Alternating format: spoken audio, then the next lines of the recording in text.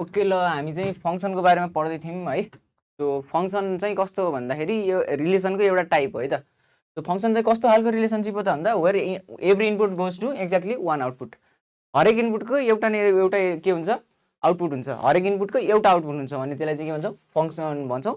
To different inputs can have same output, दुईवटा different इनपुटको same output हुनसक्छ। जस्तै यहाँ हेर्न सक्छौँ हामी many to one relation function भन्छ त्यसलाई।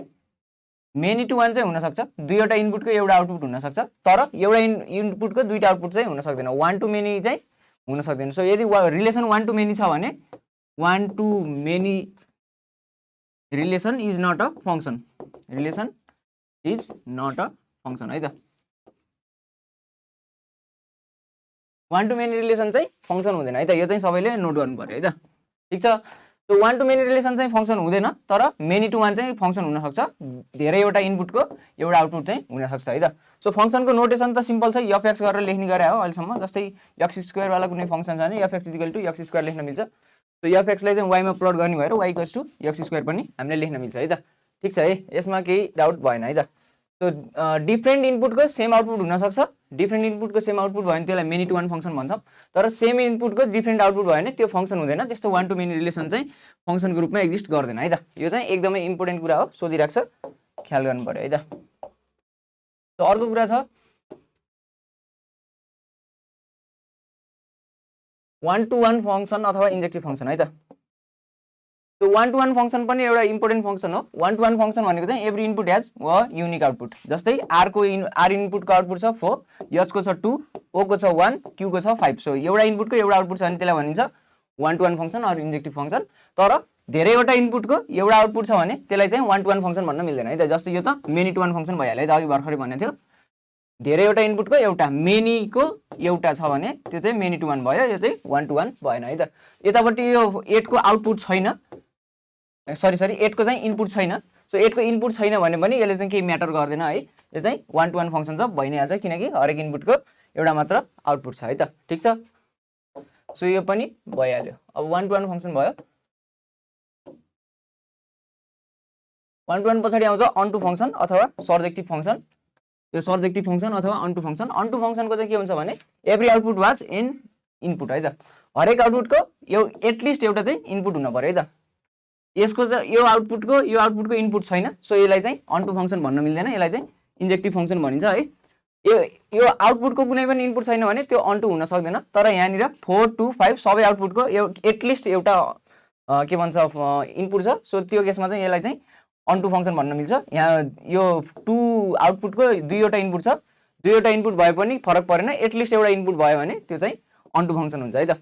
ठिक छ है, एटलिस्ट एउटा चाहिँ इनपुट हुन पर्यो है त हरेक आउटपुटको। यहाँनिर 8 र 1 को कुनै पनि इनपुट छैन, सो यो चाहिँ अनटु फङ्सन भएन है त। यो कुरा पनि क्लियर छ है त सबैलाई।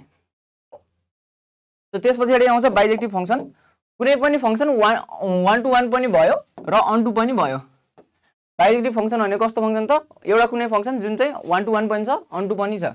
सो वान टु वान पनि भयो अनटु पनि भयो भने त्यसलाई चाहिँ बाइजेक्टिभ फङ्सन भनिन्छ है त। जस्तै यहाँनिर हेर्न सक्छौ यो एबिसिडी इनपुटको एक एकवटा आउटपुट 1 2 3 4 छ, र यता आउटपुटमा भएको सबै आउटपुटको चाहिँ एटलिस्ट एउटा इनपुट छ। सो सबै आउटपुटको एटलिस्ट एउटा इनपुट छ भने त्यसलाई अनटु भन्न मिल्यो। अनि हरेक इनपुटको एक एकवटा मात्र आउटपुट छ, so onto and one to one भयो। Onto and one to one भनेको के हो त, बाइजेक्टिभ फङ्सन हो है त। अब यो केसमा चाहिँ किन बाइजेक्टिभ भएन हेरौँ। यसमा चाहिँ यो 3 को कुनै पनि इनपुट छैन, 3 को इनपुट छैन मतलब यो नट अनटु भयो। अनटु नहुँदा बित्तिकै बाइजेक्टिभ भएन। वान टु वान चाहिँ छ, हरेक इनपुटको एउटा आउटपुट छ, तर यो 3 आउटपुटको चाहिँ कुनै पनि इनपुट छैन, सो यो चाहिँ अनटु भएन। यो केसमा चाहिँ हरेक आउटपुटको एटलिस्ट एउटा न एउटा इनपुट त छ, तर बी र सी को एउटै आउटपुट छ, मतलब मेनी इनपुटको एउटै आउटपुट छ, मेनी टु वान फङ्सन भयो। सो यो चाहिँ नट वान टु वान भयो। यो केसमा पनि धेरै इनपुटको एउटा आउटपुट छ, तर 4 को कुनै पनि इनपुट छैन, 4 को कुनै पनि इनपुट छैन भने यो नट अनटु भयो। नट अनटु हुनासाथ यो चाहिँ के भयो त, मेन इनपुटको 1 भयो र यो नट अनटु भयो, यो मेनी टु वान पनि भयो। यो वान टु वान पनि भएन, अनटु पनि भएन, किनकि मेन इनपुटको एउटा आउटपुट छ र एउटा आउटपुटको इनपुट नै छैन। सो यो पनि बाइजेक्टिभ हुन सकेन है त। सो क्लियर छ, बाइजेक्टिभ फङ्सन भनेको कस्तो हो त, वान टु वान पनि भयो अनटु पनि भयो भने त्यसलाई चाहिँ बाइजेक्टिभ फङ्सन भनिन्छ।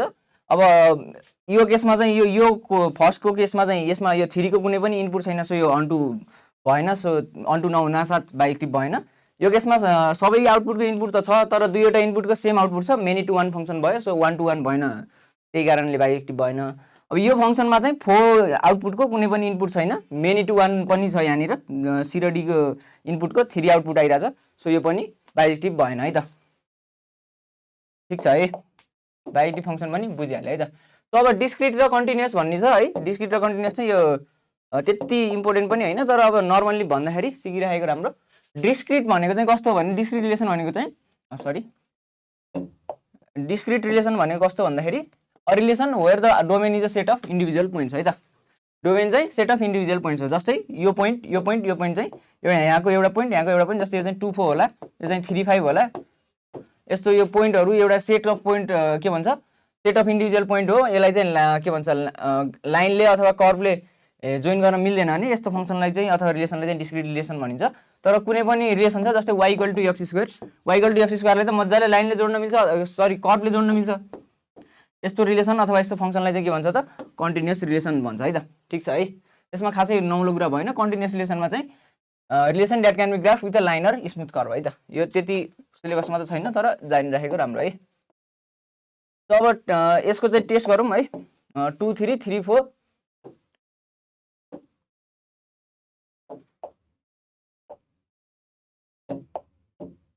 तो यसको चाहिँ एउटा टेस्ट गरौँ। 2 3 3 4 5 1 6 2 2 4 है त। सो यो केसमा डोमेन के हो, रेन्ज के हो, फङ्सन कस्तो हो, फङ्सन हो कि होइन, 1 to 1 हो कि होइन, 1 to 1 हो कि होइन, डिस्क्रिट अथवा कन्टिन्युअस के हो चेक गरौँ है त। यसलाई यसको म्यापिङ गरायो भने के हुन्छ त, 2 छ अगाडि, त्यस पछाडि 3, त्यस पछाडि 5, त्यस पछाडि 6, फेरि 2 छ, फेरि 2 लेखिराख्नु परेन। तो यतापट्टि अर्को रिलेसनमा के हुन्छ त, के छ यो पछाडिपट्टि के छ, 3 4 1 2, फेरि पनि 4 चाहिँ लेखिराख्नु परेन है त। सो 2 को कहाँ छ, 2 को 3, 3 को कहाँ छ, 3 को 4, 5 को कहाँ छ, 5 को 1, 6 को कहाँ छ, 6 को 2, अनि फेरि 2 को 4 है त। सो 2 को 4, सो यस्तो छ है त। सो यसमा डोमेन के हो त, 2 3 5 6 हो, अगाडिपट्टिको डोमेन भइहाल्यो। रेन्ज के हो त, 3 4 1 2 हो, यो चाहिँ रेन्ज भयो, यो चाहिँ डोमेन भयो। अब फङ्सन हो कि होइन है त, सर यो चाहिँ यो फङ्सन हो कि होइन एकपल्ट तिमीहरूले विचार गर्न सक्छौ है। तो यो केसमा के भइरहेछ भने एउटा 2 इनपुटको चाहिँ 2वटा आउटपुट आइरहेछ, एउटै इनपुटको 2वटा आउटपुट आइरहेछ भने यो रिलेसन फङ्सन हुन्छ त, हुँदैन है त। So it is not a function है। एउटै इनपुटको 2वटा आउटपुट आइरहेछ भने यो फङ्सन नै होइन। सो फङ्सन नै होइन भने यो 1 to 1 हुने कुरै भएन। अन टु चाहिँ हो भन्न मिल्छ, तर यो अन टु फङ्सन भन्दा पनि अन टु रिलेसन चाहिँ भन्न मिल्छ, किनभने यसको यो फङ्सन नै होइन नि त, एउटा रिलेसन चाहिँ हो, तर यो फङ्सन होइन। किनकि किन फङ्सन होइन त भन्दा एउटा इनपुटको 2वटा आउटपुट आइरहेछ, सो यसलाई अन टु रिलेसन चाहिँ भन्न मिल्छ, तर यो अन टु फङ्सन चाहिँ होइन। डिस्क्रिट अर कन्टिन्युअस यो चाहिँ डिस्क्रिट भइहाल्यो, पोइन्ट एउटा पोइन्टको एउटा आउटपुट आइरहेछ, यो चाहिँ यस्तो ग्राफमा चाहिँ यसरी प्लट गर्न चाहिँ मिल्दैन। सो एउटा इनपुटको एउटा आउटपुट आएको हुनाले यसलाई चाहिँ के भन्छ त, डिस्क्रिट नै भन्न मिल्छ है त। तर यो चाहिँ फङ्सन चाहिँ होइन, यो डिस्क्रिट रिलेसन हो, डिस्क्रिट रिलेसन त हुने भयो, तर यो फङ्सन चाहिँ हुने भएन है त। ठिक छ। सो अब नेक्स्टमा जाउँ। यसमा डोमेन के छ भनेर आइडेन्टिफाई गर्नु भनेको छ। सो यो केसमा चाहिँ डोमेन के हो त, -3 1 3 4 हो, किनकि यो इनपुट हो। रेन्ज के हो त, 3 1 2 हो। अब यो रिलेसन फङ्सन हो कि होइन भनेर भन्न सकिन्छ। यसमा चाहिँ धेरैवटा इनपुटको एउटा आउटपुट आइरहेछ, एउटा इनपुटको धेरै आउटपुट जाने भन्दा पनि धेरैवटा इनपुटको एउटा आउटपुट आइरहेछ। सो यो मेनी टु 1 को केस छ। सो यो चाहिँ के हो त, फङ्सन हो है त। रेन्ज त्यही लेखेको छ, फङ्सन हो कि होइन कुरामा चाहिँ यस each input is mapped on to exactly 1 output, so it is a function है त। सो भर्टिकल लाइन टेस्ट भन्ने छ, भर्टिकल लाइन टेस्ट पनि त्यति इम्पोर्टेन्ट चाहिँ छैन, तर सिक्दै गर्दा राम्रो। भर्टिकल लाइन टेस्टले चाहिँ के भन्छ भने कुनै पनि एउटा रिलेसनको कर्भ ल्यायो र कुनै पनि पोइन्टबाट काट्यो भने त्यसले एउटा ठाउँमा मात्र काट्छ। जस्तै यही फङ्सन हेर्न सक्छौ, यही ग्राफमा चाहिँ तिमीहरूले जुन ठाउँबाट भर्टिकल लाइनले काट्यो भने त्यसले यो ग्राफलाई चाहिँ एक ठाउँमा मात्र काट्छ।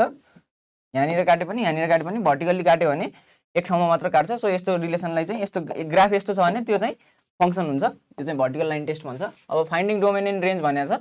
डोमेन भनेको चाहिँ सबै इनपुट, रेन्ज भनेको सबै आउटपुट हामीलाई थाहा नै छ। सो अब डोमेन र रेन्ज कसरी पत्ता लगाउने त्यसको अलिकति यहाँ तरिकाहरू छ। जस्तै अब यो केसमा हेर्ने भने 2x - 5 छ, यहाँ चाहिँ कुनै पनि रेस्ट्रिक्सन हुँदैन डोमेनको लागि, अल रियल नम्बर हुन्छ, किनभने जुन पनि रियल नम्बर राख्दा पनि यसले त्यस्तो केही असर गर्दैन, केही फरक पर्दैन। सो यो केसमा चाहिँ डोमेन चाहिँ अल रियल नम्बर हुन्छ, अल रियल नम्बरलाई -इन्फिनिटी टु इन्फिनिटी यसरी राख्न मिल्छ है। सो अब 1/x-2 भनेको छ, 1/x-2 मा चाहिँ डेनोमिनेटर 0 त हुन पाउँदैन कहिले पनि, डेनोमिनेटर 0 भयो भने त्यो त इन्फाइनाइटतिर जान्छ। सो डेनोमिनेटर 0 इन्फाइनाइट अथवा अनडिफाइन्ड भनौँ यसलाई होइन, यसलाई अनडिफाइन्डतिर जान्छ। सो डिनोमिनेटर 0 हुन त पाउँदैन। सो डिनोमिनेटर चाहिँ x को भ्यालु कति भयो भने 0 हुन्छ त, x को भ्यालु 2 भयो भने 0 हुन्छ। सो x को भ्यालु 2 चाहिँ हुनु भएन डोमेनमा। सो डोमेन चाहिँ कस्तो हो त भन्दा रियल नम्बर हो तर 2 बाहेक अरू है त, रियल नम्बर -2 भने चाहिँ रियल नम्बर तर 2 बाहेक अरू भनेको है त। रियल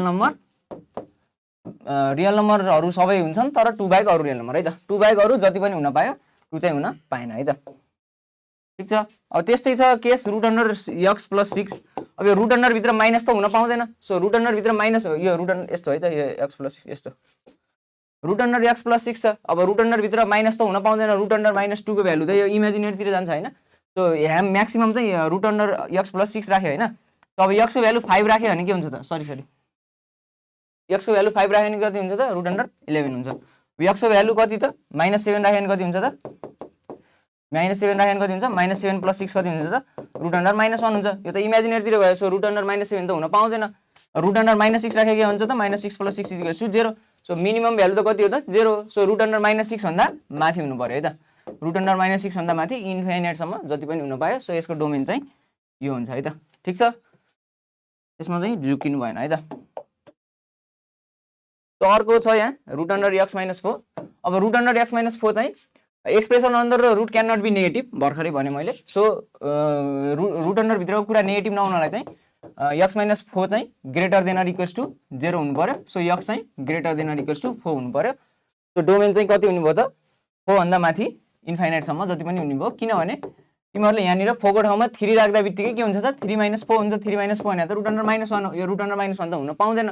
4 राख्यो भने 4 - 4 हो, 4 - 4 रुट अन्डर 0 हो, रुट अन्डर 0 त हुन पायो। सो रुट अन्डर 0 हुन पाउने भएको भएर तल greater than or equal to को साइन छ। So x is greater than or equals to 4 हुन्छ डोमेन चाहिँ। र greater than or equals to को लागि यो 4 लाई पनि इन्क्लुड गर्नलाई हामीले यो बिग ब्राकेट युज गर्छौँ भन्ने कुरा चाहिँ मैले पहिले नै भनेको छु है त।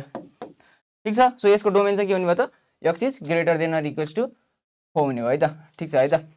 Since the domain is never negative, the range is the set of all non negative real numbers है त।